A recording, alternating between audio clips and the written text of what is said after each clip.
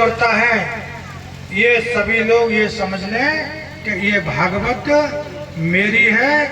और अगर 5 किलो गेहूं और 50 रुपए अगर कोई भागवत में दान देता है तो वो ये समझता है कि ये भागवत मेरी है।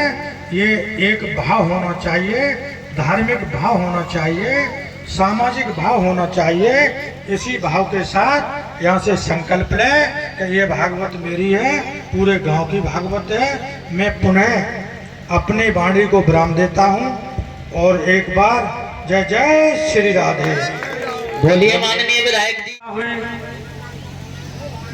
ये तमाम आपको लीलाएं मंच के माध्यम से आपको सुनाई जाए। श्रीमद् भागवत कथा यज्ञ यहाँ होता है, वहाँ की भूमि पवित्र हो जाती है, वहाँ का वातावरण शुद्ध हो जाता है, वहाँ पर कोई बीमारी नहीं आती है। मैं सभी, मेरी माताएं बहनें बैठी हैं, मेरे नौजवान साथी बैठे हैं, मेरे बुजुर्ग बैठे हैं, मैं सभी के चरणों में अपना सर रख करके उनको नमन करता हूँ, वंदन करता हूँ, अभिनंदन करता हूँ। इस आयोजक मंडल जिन्होंने श्रीमद् भागवत कथा का जो आयोजन कराया है, ऐसे सभी मेरे भाई और सभी ग्रामवासी, मैं उनको बधाई देता हूँ। उन्होंने श्रीमद् भागवत कराने का एक संकल्प लिया है। इस मौके पर मोहनपुर के बहुत ही लोकप्रिय चेयरमैन पुनीत यादव जी आए हैं और हमारे मां साहब रामकिशोर मां साहब हमारे गुरुजी हैं और सौरभ प्रधान जी हैं और सभी इस मंच का कुशल संचालन कर रहे हमारे व्यास जी, मैं इनको भी बधाई देता हूं कि उनके व्यास जी जो हमारे यहाँ देवी जी जो भागवत के लिए आई हैं वो अभी नहीं आ पाई हैं, तो उन्होंने आपके कथा की जो शुरुआत कराई है, मैं इनको भी बधाई देता हूँ। ये बहुत ही पुनीत कार्य है।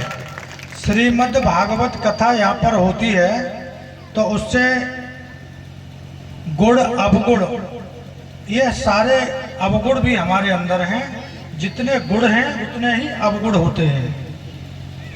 अवगुण में आप समझ रहे होंगे, बीड़ी, गुटखा, शराब, मीट, मछली, अंडे और भी अवगुण हैं।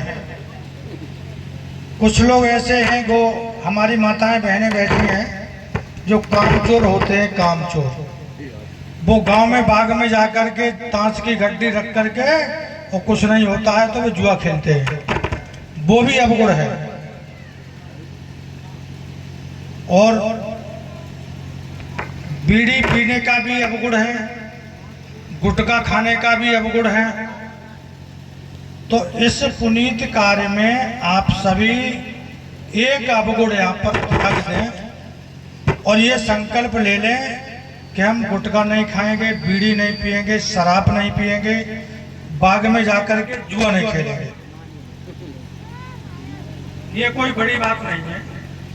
और अगर हम शराब भी पीते और शराब पीने वाले भी हमारी लोग ही हैं, तो मैं उनसे भी कहना चाहता हूँ कि अगर हम एक पौवा दारू का अगर रोज पिएंगे तो एक महीने में कितने पौवे हो गए? 30। और एक पौवा कितने रुपए का आता है? 80 रुपए का। और जब पौवा पिएंगे तो उसके लिए नमकीन, पानी के गिलास और 100 रुपए का एक पौवा पड़ता है। एक पौवा अगर 100 रुपए का पड़ेगा और 30 दिन में अगर हम पौवे पिएंगे तो कितने रुपए हो गए? 3000।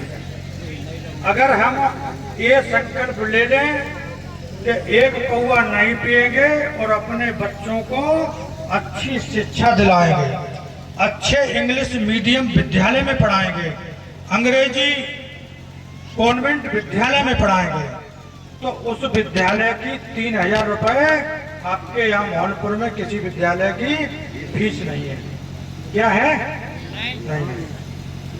तो अपने बेटे को अपनी बेटी को अच्छे विद्यालय में पढ़ाएंगे, आधी रोटी कम खाएंगे और इंग्लिश मीडियम विद्यालय में पढ़ाएंगे। अगर हम अपने बच्चों को अच्छी शिक्षा दिला देंगे तो निश्चित ही किसी के पास हमें जाने की आवश्यकता नहीं है। हमारी बेटी और बेटों में हम भेदभाव करते हैं। मैं समझता हूं कि बेटियां भी किसी बेटों से किसी कंपटीशन में कम नहीं है। इसलिए और बेटियों के लिए तो हमारी सरकार ने फ्री शिक्षा दी है, ग्रेजुएशन तक के लिए फ्री, इंटरमीडिएट तक फ्री और 6, 7, 8 तक तो उनको खाने के लिए भी फ्री और वजीफा भी दिया है।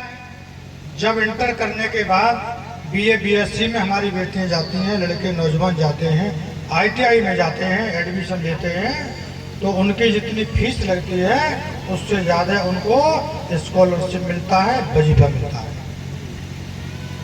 तो मैं इन्हीं शब्दों के साथ पुनः सभी को बधाई देता हूं और इस पर भागवत आपकी सफल होगी कि हम यहाँ से अगर बीड़ी पीने का ही संकल्प ले लें, उसके बंडल पर लिखा होता है खांसी करती है बीड़ी। बड़े बूढ़े लोग बैठे हैं, वो कहते थे, अम्मा कहती थी खांसी करे खुर्रा करे और जे दिन भर थूके सांझ। तो इसलिए बीड़ी तंबाकू गुटखा शराब अपनी इच्छा के अनुसार, ये आपकी भागवत कथा बहुत ही सफल मानी जाएगी कि आप यहाँ से एक संकल्प जरूर लेकर के जाएं, जिससे आपका परिवार आने वाले समय में दिन दूना रात चौगुना बढ़े। मैं ईश्वर से कामना करता हूँ, भगवान कृष्ण से कामना करता हूँ, माता रानी राधा से कामना करता हूँ और आप सभी खुश रहें, निस्वार्थ भाव से इस कथा में अपना सहयोग करें